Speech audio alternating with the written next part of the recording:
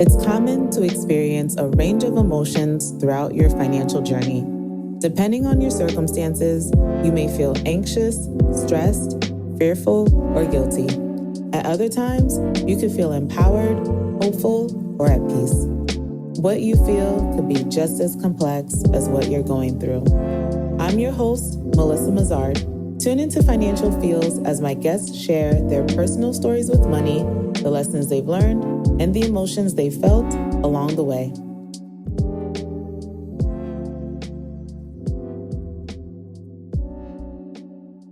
How have your early life experiences influenced the way you manage and think about money? In this episode, Philip shares his journey and how a change in his family's financial circumstances as a child shaped and affected his financial decisions as an adult. This is a good one. My earliest memory of money was probably around junior high.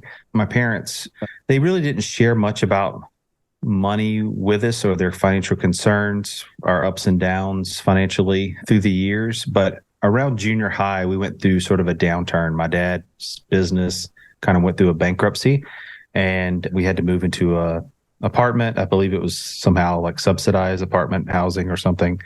And so I was faced sort of with like the realities of our financial life a little more in my face. Even though they didn't talk about it with me, I knew that we didn't have a lot. We downsized our car. I could just tell like things weren't great. But my parents they loved us, obviously me and my sister. And so they, I think, did their best to shield us from that. That was their sort of default reaction from all this stress and all this financial trauma. Their reaction was to basically act like for us, it wasn't there. I know they did that out of love, but sometimes I feel like I wish they would allow me to participate in that a little bit more, because I feel like money, it felt scarce. It felt like there was a little bit of, need and want in our life, but I had no context for it. And so it wasn't a lesson learned. It was just like almost like sitting in fear or sitting in loss. But there was nothing, I don't know, I felt like I was kind of learning out of it. We went from having a lot, my dad having a business, successful family businesses as well. In fact, it was the family business that kind of went under. That was kind of my first, I guess, lesson was that, it's not everything's perfect and you can lose things. You can lose money and your life can change because of it.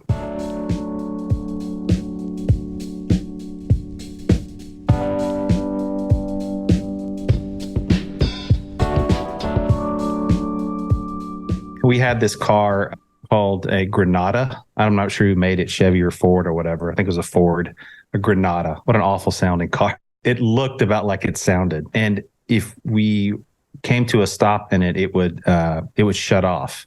And then they would have trouble cranking it back up again. So my parents would always sort of like roll me up to school, and basically like jump out, open the door and kind of like jump out so we don't have to slow this thing down. And believe me, I didn't want people seeing me in this car anyway. So yes, there was a little embarrassment from sort of the downsizing. There was, a little bit of discomfort. But again, I knew my folks loved me and they took care of me. We had the basics.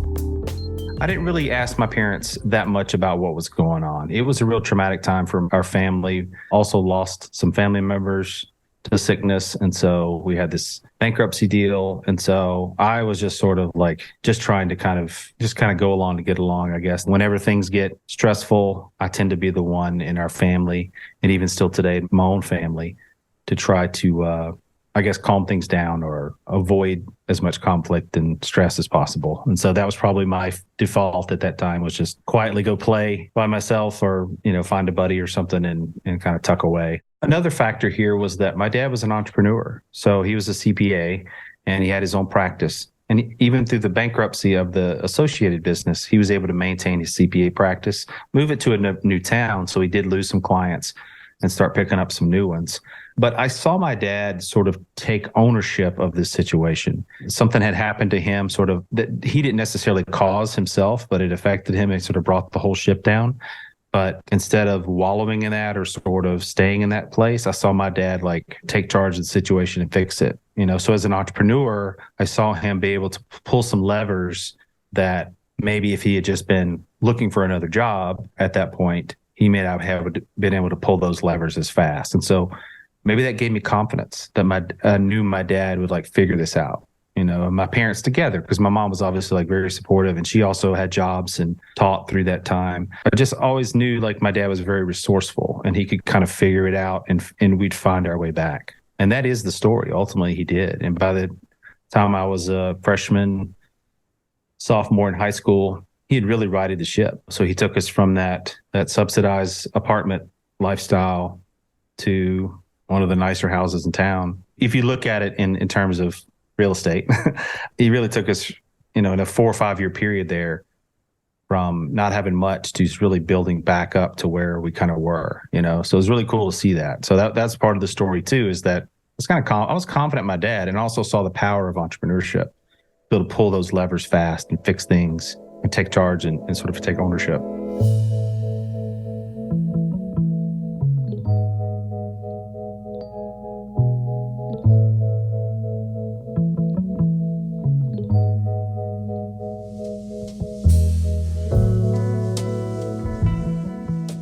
By the time I could get a job, I did. I was excited to get a job at 13, 14. By that point, they had mostly righted the ship. I did try to avoid asking my parents too much for money, and I wanted my own money. It was less about wanting to burden them, and it was more about just wanting sort of to own my own life and be an independent person, not having someone tell me what I needed to do with my money. So I wanted to do things. I wanted to rent video games or buy a big gulp at the convenience store and just use my own money to do it, not have someone tell me yay or nay.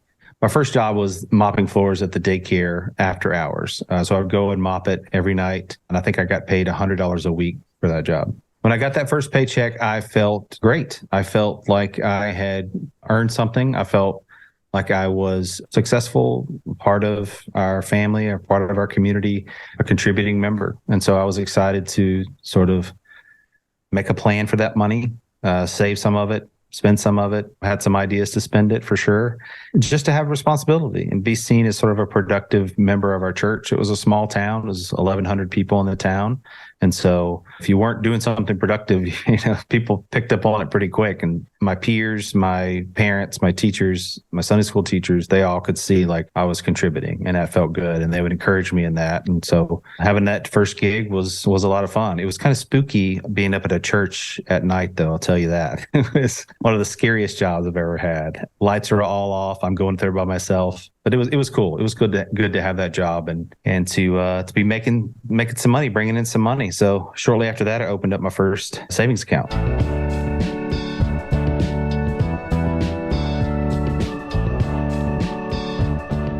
Some of the things I learned through that process was, one, which I think is important, is just being comfortable with like having a bank account, having a savings account, and going and talking to a financial institution.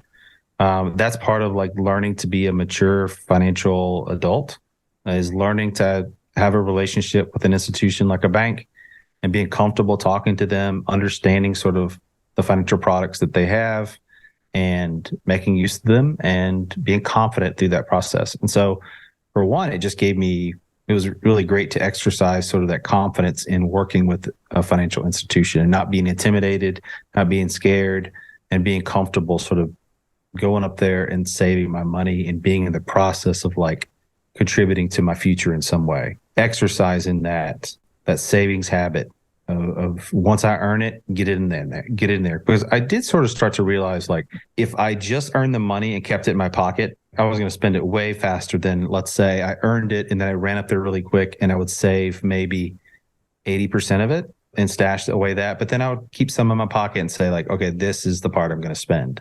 And so I quickly realized, like, just by having the account, it sets me up for a little bit of success, because I'm naturally going to go up there and put a little bit. I'm going to put something in there. And if I didn't have the account at all, well, then where would it go? It would just go out the door really quickly. So having the account, I've learned, is almost like half the battle. And it's this separate place, because once you put it in there, then it's hard to get it out, right? You got to go back to the bank to get it out. And so it creates this natural friction that makes it less likely that you'll spend your money. But ultimately, I would always end up draining that account because I didn't have a bigger goal, like a car or college savings or a big bike or a big trip or anything that I was really attaching it to. It was a spending account really at the end of the day, but it did prevent me from spending overly frivolously, I guess, and sort of exercising my initial sort of savings habits, which I think are healthy for anyone to kind of pick up on or learn. The whole thing was very manual. I had no direct deposit at the time. It was cash from my lawn mowing business, or occasional checks. It was checks from the church, and it was checks from the grocery store, and sometimes tips, actually. There are really good tips at grocery stores if you're the bagger and you carry the groceries out to the old ladies in their cars. It's you can make some good tips that way. But yeah, it was mostly a cash situation where I was depositing checks or cash into that savings account. So it was very manual. And so I probably, just if I have to think about it, I probably ended up depositing a lot of the checks and spending quickly a lot of the cash that I would earn. So I kind of realized the difference between the two, in that cash, being a little more liquid than the check itself, could be spent much more easy than signing the back of the check and convincing a convenience store or grocery store to cash it for you really quick.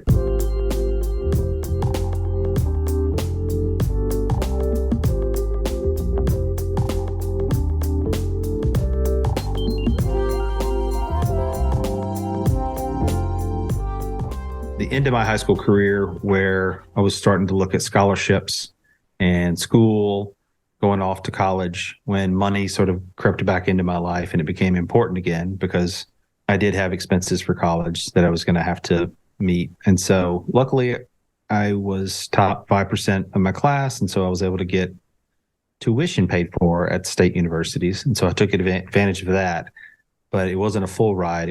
I still had to pay for some room and board and books and things like that. Both of my parents went to university. And so it was always the expectation that I would go as well. I think I hinted at looking at the Army or Marines, but I really wanted to play college football. And so after my senior year, a university invited me to come walk on as a preferred walk on to play football for my first year. And so that sealed the deal. I knew I was going to go to university right after that. I did really well in high school academically as well. And so I just kind of always knew I'd end up at university. I went to a school an hour away from my house, went to Louisiana Tech University. Great school, small school, with a good engineering program and a good accounting program. And but like I said, I didn't have all the funds. My parents didn't save for my college. They were willing to pay for my college, I think, had I asked them to, but they were comfortable at the time with the grants and the scholarships and the student loans, being that I wasn't borrowing the entire amount. I think they were comfortable with that, but they weren't going to pay it back. I took responsibility for the payback. I was glad to do that. At the time, interest rates were very comfortable in the late 90s. And so when I was taking these loans out, I did take a look at interest rates to kind of understand that a little bit. But to be honest with you, I really didn't understand the full ramifications of what the student loan was or what it meant, and certainly didn't realize how powerful the loan is in terms of repayment and, not being able to never get out of it. I don't think I fully understood that you could always had to pay your student loans back no matter what. Because my parents had been through a negative financial situation with debt. I was somewhat aware of that happening. I don't know. I guess I was just comfortable with the smaller amount because it was just the room and board amount I was borrowing. I guess I felt a little more comfortable.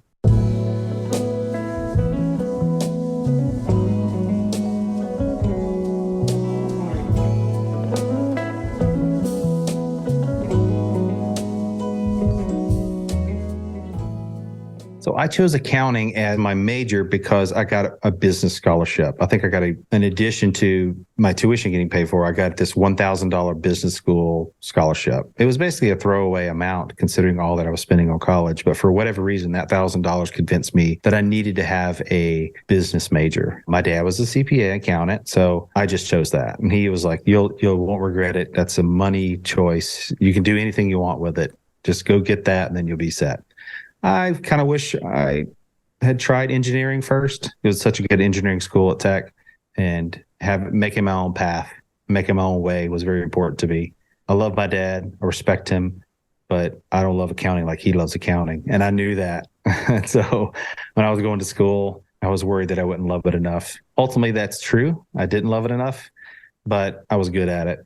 And so when I took my first accounting class, I think I aced it and set the curve and upset everyone in the class by making a 110 on it or whatever. It was apparent, like, okay, you're really good. This is in the blood. Like, you can speak the accounting language and do it. So yeah, I stuck with accounting all through college. Ended up doing the 5-year program, which qualifies you at the time to take the CPA exam. So I was there for 5 years and was CPA ready. And I also had a job at a public accounting firm whenever I left university. So I was good to go. It ended up being a really safe, strong choice for me in the short term.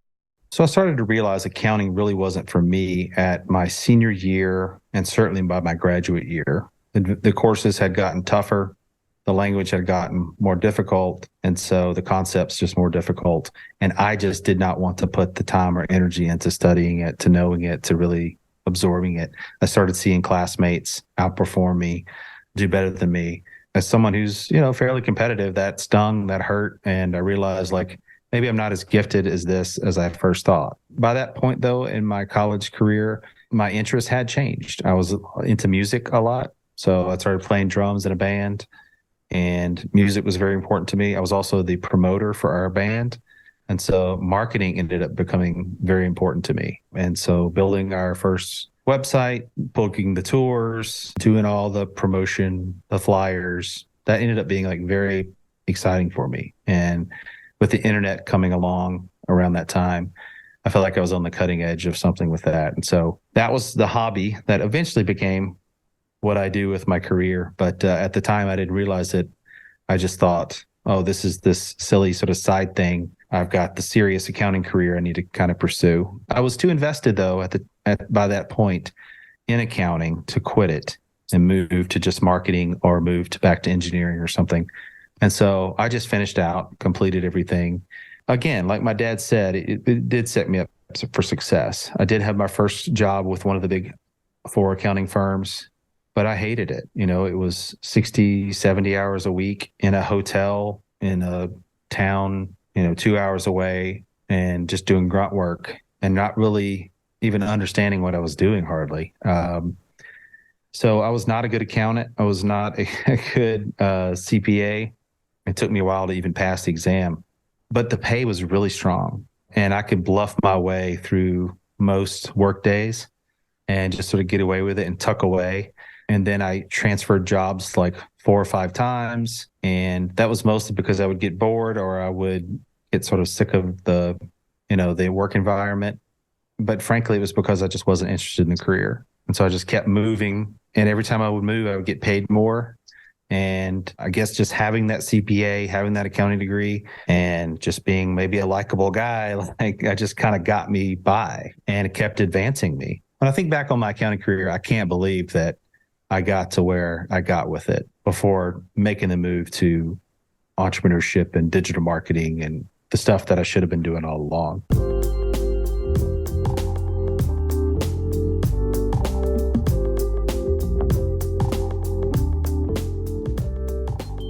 While my career was a struggle for me personally, it was a financial success, right? I was able to get good jobs and make decent pay.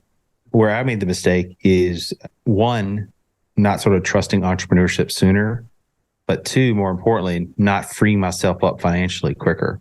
If I had taken these high-paying jobs and then just immediately set out on a mission to become financially free within the first 3 or 4 years, I would have made the move to entrepreneurship much faster. But ultimately, it took me about 7 years to make that jump, because for the first 3 or 4 years, I floundered in my student loan debt, my car loans. I bought a new car with another loan, and just sort of let these things stick around in my life. I just made excuses for why they were there. I was single. I could have paid these things off. I could have gotten after it, but I didn't. I hadn't learned really how to save, and hadn't learned really how to get aggressive with paying off debt. So I floundered my first few years in my 20s with my with my personal finances. That actually ultimately led me to research it because I was so sick of myself. Here I was, this CPA, accounting student with a dad as a CPA, but I really didn't know how to manage my money. It was really frustrating and embarrassing. I think I even had like a Roth IRA. I had like a Roth IRA, but I still had credit card debt and like high interest debt I was still paying, and these silly student loans and these silly car loans. And I just was accepting them in my life instead of seeing the idea of getting rid of those things as a way to fast track like choice and freedom and individualism, which is so important to me and has always been important to me. But I figured it out. I found Dave Ramsey. I found personal finance bloggers back in 02, 03. Their stories, their encouragement, their education was the fill in the blank for me. Filled in a lot of the missing pieces. It started giving me like more of a why for moving forward with my money. That was kind of the turning point, was discovering these other voices who could educate me.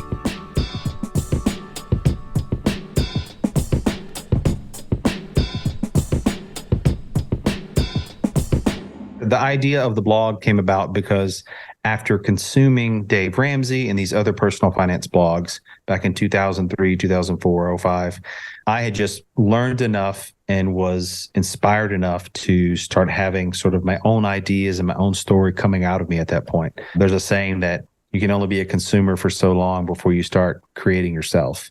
And so I sort of leaned into that and had some free time at my corporate job and started piddling with the idea of having a blog. I registered the domain ptmoney.com. Philip Taylor's my full name, but my buddies growing up just called me PT. So I thought PT Money kind of sounds cool. Kind of makes me sound hip a little bit. And so I just went with that. It was a short URL too. I liked it. My first few posts were just personal stories about what was happening with me in my personal life. I was doing all kinds of stuff, throwing it out there. I think I DIY'd a home office desk. In fact, it's the same desk I'm sitting at right now. It's still around. I did like home repairs. I talked about bank bonuses, I think. I even talked about like where I was going to watch like the next UFC fight, whether I was going to pay like the pay-per-view at home or I was going to go to the restaurant and watch it there, which was more economical. Like this is totally nerdy little topics of personal finance that I thought were interesting and at least original. But then ultimately, I think what worked best was riffing off of others in the community. So they would write about topics and I would sort of tackle that topic too, but from my own perspective. Again, I wasn't a great writer at first, but I just sort of stuck with it, mimicked the others in our community of bloggers back then. This was pre-social media. So blogging back then was very social. There's lots of commenting on the sites, lots of linking to each other's articles. And so I just got to know these other nerds on the way. And these were people I had been reading and sort of absorbing their content and learning from for years. And now I was sort of on their level and one of their peers. I was anonymous at first, so I only went by PT. So none of my family or friends knew I was doing this. I certainly didn't want my boss to know I was doing it. So I was just kind of do it on the sly, on the side, sharing like how much debt we had, what we were getting rid of, like all these goals we had financially.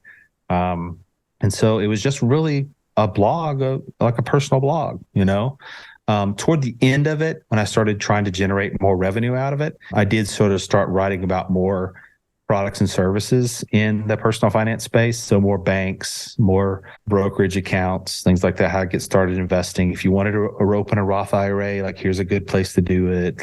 So I started becoming a little more commercial with the site as I wanted to turn it more into a business. But it's always sort of had that personal angle to it. Like if you go to PT Money right now and you read those articles, I mean, it's just me and, talking about what's interesting to me when it comes to money in my own financial life.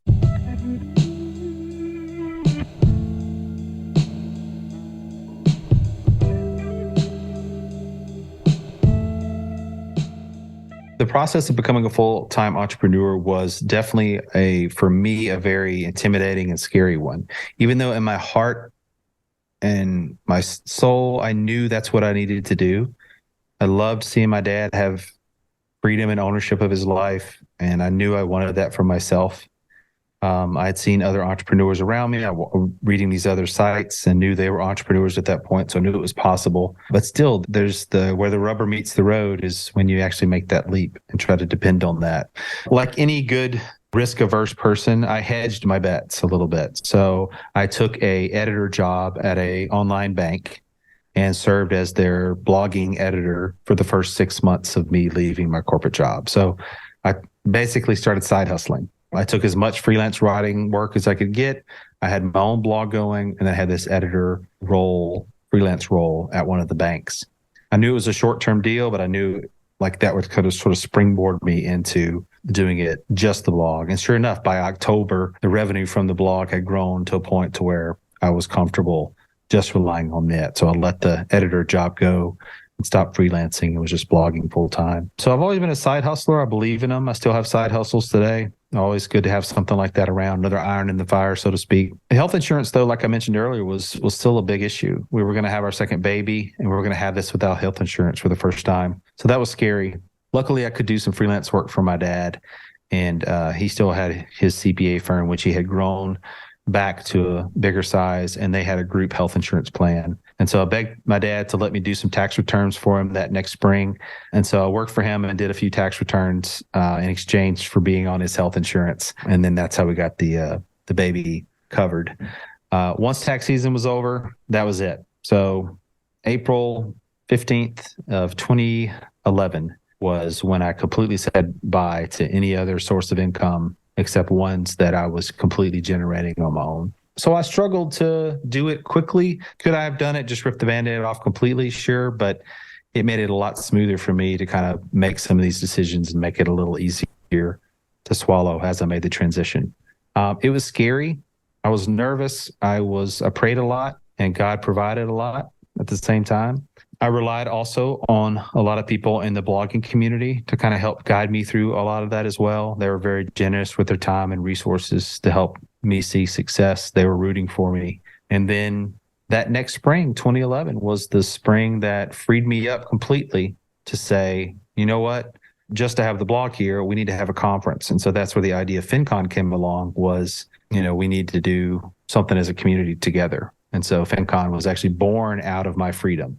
So because I'd moved myself from corporate finance guy to free entrepreneur blogger guy, I was able to freely make the decision to start a conference, which ultimately became FinCon, which has been the bigger business that has changed my life in a bigger way, and changed the lives of a lot more folks as well, a lot of creators. And so it was that freedom from entrepreneurship that if I had never made that move, this other big opportunity would have probably never come into my life.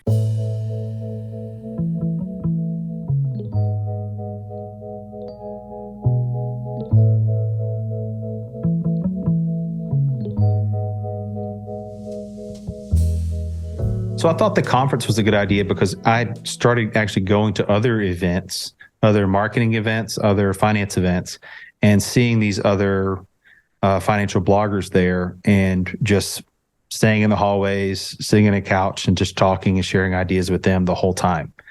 And it became apparent after 2 or 3 of these events that like, hey, we actually need sort of our version of this where it's just focused on like our content and our people and the things that we're most interested in and bring everyone together under one space. Because it was becoming apparent that like there was this little mini industry brewing of financial content creators, folks who some were CFPs or CPAs or certified in some way. Some weren't. They were just hobbyists getting out of debt and sharing their story. But either way, they were like having an impact online by sharing their content. And so getting all those folks in one room seemed to resonate because one, we're kind of a weird creature in that we're talking about a subject that's taboo.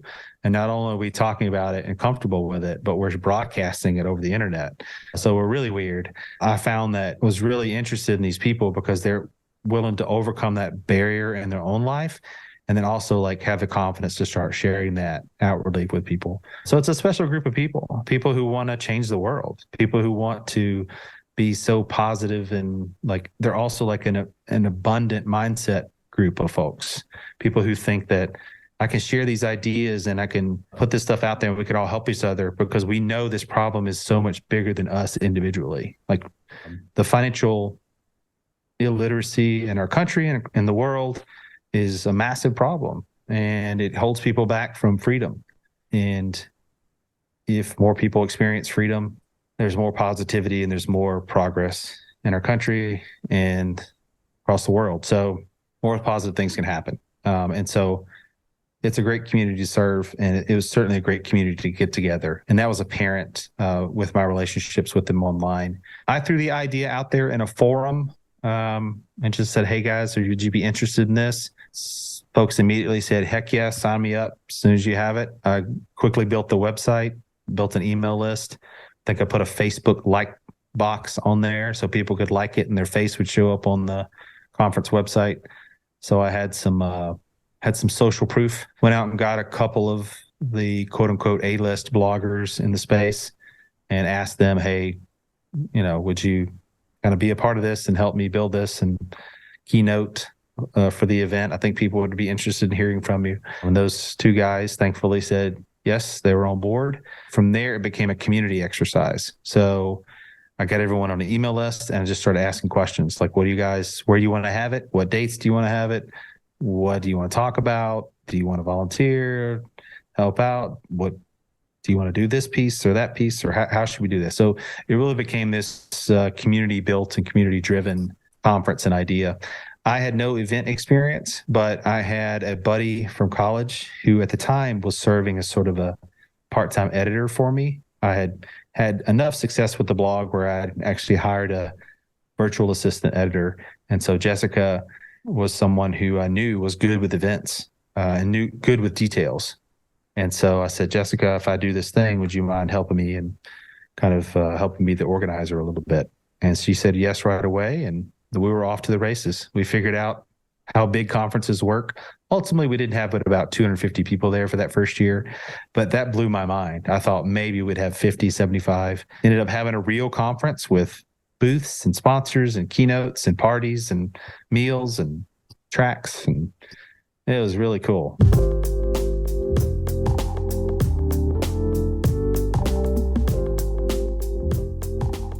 So when people come to FinCon, I hope they get a few things. Certainly the sense that there are other people with the same struggles and with the same desires as them, other people in the space who are just as passionate about personal finance as they are, folks who have maybe some similar ideas, but their own spin on it.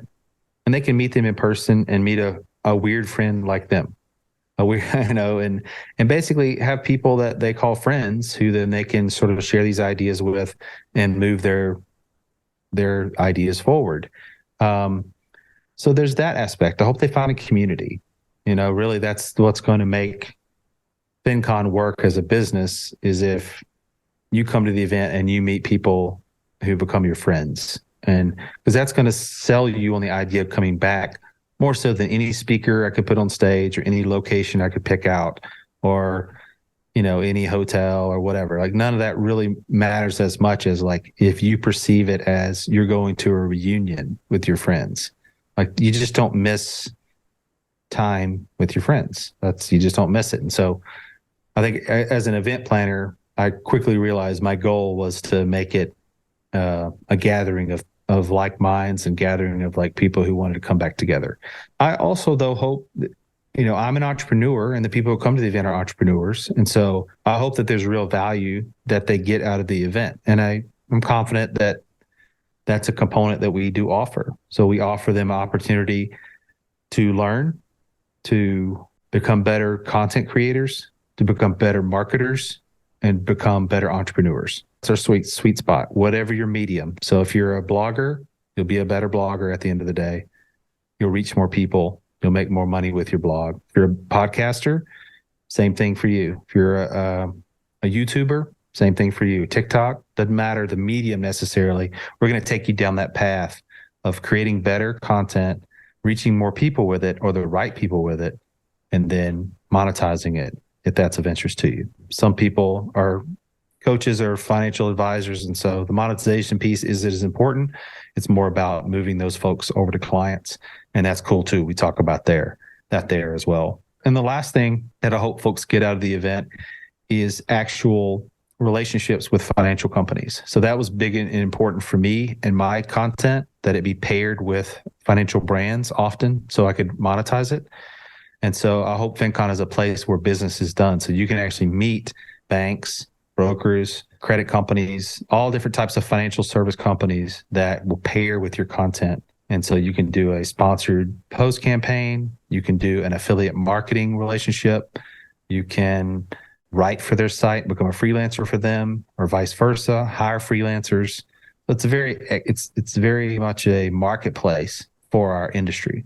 Lastly, I would just say, I hope our event does set a positive tone for financial education and like the future of personal finance, like growth for the United States, and ultimately for the world.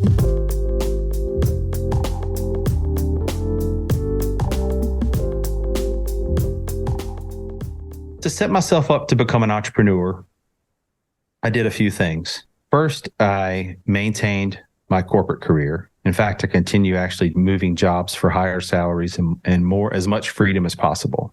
So I think my last move in my corporate life was kind of a downsize from responsibility. I went from a manager back to an analyst, and it also came with a lot of travel.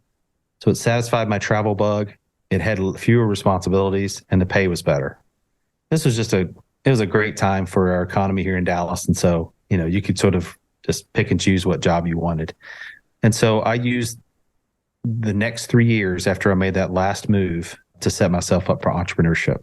I didn't exactly know what it would be, but I kind of thought the blog that I had started would be a piece of that business. And sure enough, the hobby income from the blog started growing. And ultimately, it became about 40% of my full-time salary. My wife was still working a little bit. And so we had her income, we had my corporate income, and then we had the side hustle income from the blog.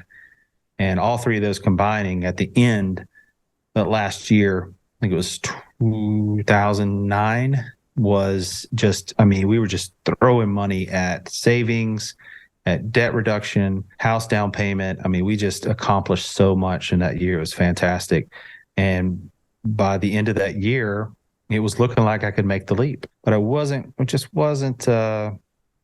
quite ready to do it. I'm a very risk averse type of person. So I wasn't sure if this blogging thing would have stuck around very long or what I would do if it didn't work out. There was also sort of the health insurance question. And so that was always out there. This was pre-Obamacare. So there was just independent health insurance on the market. And it wasn't that expensive, but it was still a burden. And so it was scary. But I did research. I learned about insurance. We got rid of all of our debt, and we had our house purchased.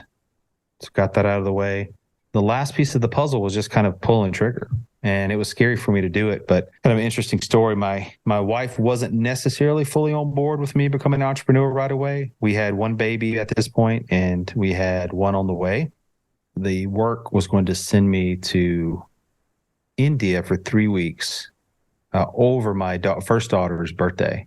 And so I was going to miss my daughter's birthday and be in India. And I told my wife about that. She goes, okay, now you can quit your job and be a full-time entrepreneur, because that's not happening. I tried to get out of the trip too, but they just weren't budging. I don't know why they weren't, but that was all I needed. Just someone telling me no, I couldn't have freedom or couldn't have independence in my life, and pulled the trigger and became a full-time entrepreneur after that. It was scary, and there's always ups and downs, but I haven't looked back since, and it's been a fun ride to do that.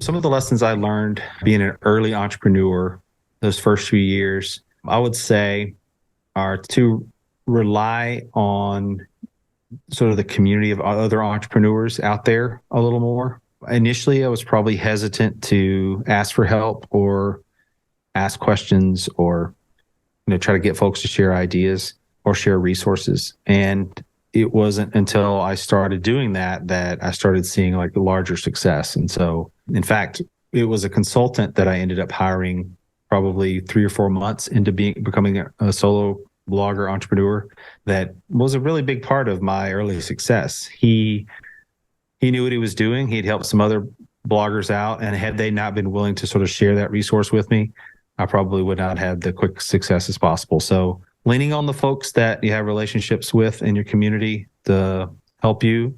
Most other entrepreneurs want to help other entrepreneurs. And so probably asking some of those questions earlier would have got me there a little earlier. Other lessons learned are, especially with the health insurance thing, it's just like, don't let the monster stay in the closet. Like, go open the door and see, go look at the monster. Like, health insurance was just this thing that I thought was this big, scary thing that I couldn't conquer. And so I just avoided the topic. And it was probably, that's what kept me held down into my job the longest. And so had I realized like what really health insurance costs at the time, which is really not that much, and what do babies cost if you actually just pay cash for them at the hospital and negotiate that beforehand, like those things aren't that scary if you like are willing to go down those roads and have those conversations and like study it and learn it. Instead, I just let the monster stay in the closet and was like, oh, we can't do it because we're going to have a baby and we need corporate health insurance. Like, okay, whatever, just wipe my hands of the situation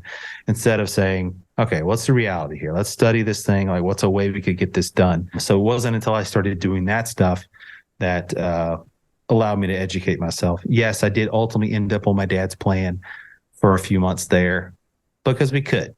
But the reality is that, like, you know, doing a negotiation in cash for a baby birth would not have been that bad, would not have sank me or sent me back into corporate life. The last lesson I probably learned was when you create a lot of free time in your life where, you know, it's you become the boss, it's a whole other challenge, like deciding like how you spend your day. Because there were days where I would be excited about things and jump out of bed at 6 a.m. and get work done and work all day, you know, work really hard. Then there were days where I just couldn't maintain that schedule, couldn't get anything done. And so I, you know, had to, and I still struggle with this to this day, is like setting your own schedule and making sure you get the important things done first. Because a boss and a career have a way of like ensuring you get those important things done. But when it's just you and your own shop, you're the one doing the prioritizing. You're the one setting the tone for the work that gets done. And so I tend to sit and work and go deep and be analytical and sort of get lost in the work. And that's not good as an entrepreneur because you have to take your worker hat off a lot and put on your boss hat. And so I had to learn to separate my weeks or at least my days, where I would spend an hour or a day for that week and be the boss, right, of the organization. So we do all the planning. We talk about where we're headed, what are our goals.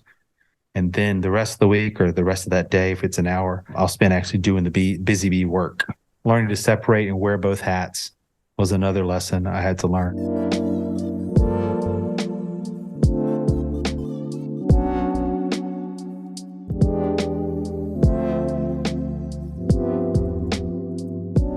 So the first thing I really did that had the biggest impact on my finances when I was still single and still sort of in the accounting world was to automate my savings. So I created a separate savings account outside of my normal banking, checking relationship, not even like the same bank, but like something completely different. Online savings accounts were just popping up at the time. I believe it was ING Direct was the company that I used. They eventually became Capital One, but ING Direct 360 account was the first savings account, online savings account that I opened up. And it was completely separate from everything I had financially in my life. And I automated a monthly transfer from my checking account. As soon as my check hit, a certain percentage of that would go over to ING Direct. I don't even know if I had like a debit card or anything attached to it. It was just this weird online, but at the time it was weird. It's like this, your money is where? This online savings account somewhere off in the internets. And I just wouldn't touch that money. And it was that barrier that I needed to help me save long term, because it would have been annoying to try to transfer that money back. It would have taken 3 or 4 days. And frankly, once I moved that money from my checking over into that separate savings account, I never really thought about it, because now I'm looking at my checking account and it was all money that I could spend. And so if I spend it down to zero at the end of the month, oh, well, that's cool, because I know I'm already savings over here. It's taken care of first. So without even thinking about it or knowing that the concept at the time, I was paying myself first. And so I was putting money aside right as soon as I got paid and sheltering it from myself. So at that point, I realized I needed to actually like do these systems that could like almost like make money work for me automatically and sort of beat my own psychology with money. As I shared kind of earlier, like if the money was just sitting there in the savings account and it was freely accessible and I really have a goal for it, then I would just end up spending it.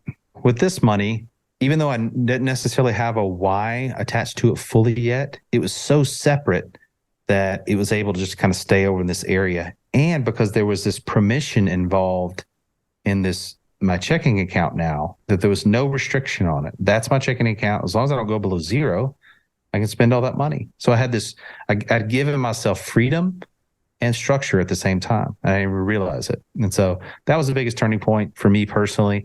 Then I met my wife. And the biggest thing for us once we decided to get married was, hey, we need to live on one income until we're completely debt free. And so we did that for the first 2.5 years of our marriage and got rid of both our car loans, all of our credit card debt, and both of our student loans during that time by living on one income and using her income to do all the debt payoff, or vice versa. Maybe we lived off hers and used mine for the goals or whatever, but just put it all in one pile couple. So it didn't really matter where it was coming from. Probably a little bit of a challenge because I think at the time travel had become really important to me, and it was important to my wife as well. Luckily, I could travel a little bit through my career. We were anxious to kind of buy a house together. So that was a little bit of a temptation to just kind of go out and do that, put this big down payment down. But really, we just kind of kept our lifestyle the same. Because when you combine two incomes, you could really inflate your lifestyle, I think, living under one roof. So we just kind of kept the same vehicles. We sort of kept the same spending habits and just as much as possible tried to live like we were living, before we had gotten married. I think that was enough to ensure that we were, fast tracking our financial results. And also we were holding each other accountable because I had a partner in crime at this point. I had someone who had the same values and goals as me. And I was 30 when I got married. And so by that point in your life, you have a lot of time to think about who you want to end up with. And so I really had turned into this financial nerd, personal finance geek. And so, I knew that was a big bonus for me if I met someone who shared those same values.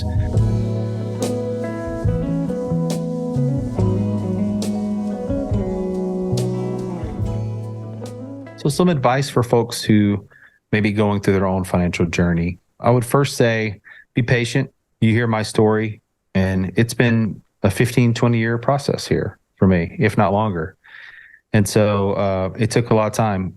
The saying is people, overestimate what they can do in a year, but underestimate what they can do in 10 years. And that's really been true for my story.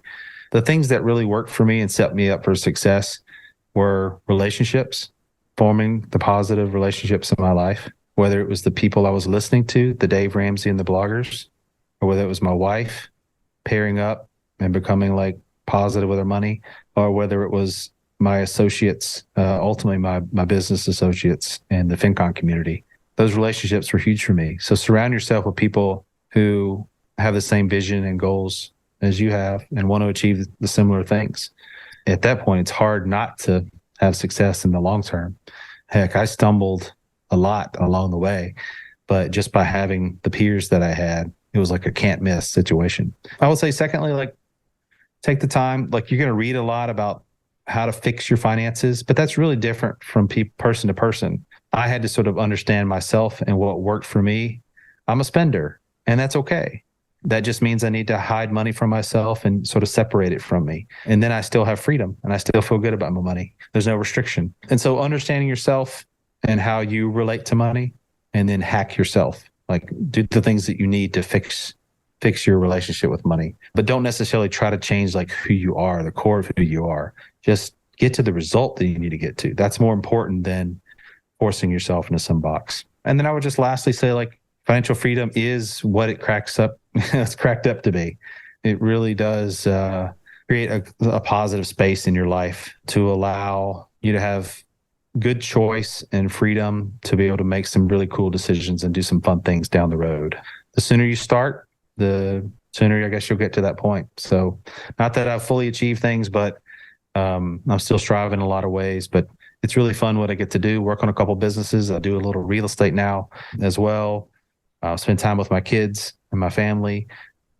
And if I was still doing what I was doing 25 years ago in a corporate job and not necessarily liking it, I don't know that I would be the person I am today. So it's really cool to have that freedom. So I would say shoot for that get there as fast as you can.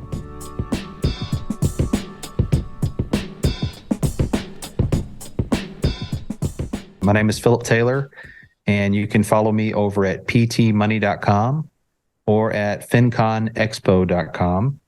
I'm mostly teaching about side hustles these days. So side hustles have been important to me in my financial journey, and I still believe in them. I think they can be a big part of your financial success. So if you want to learn more about side hustles, check me out. Thanks for having me, Melissa. This was a blast.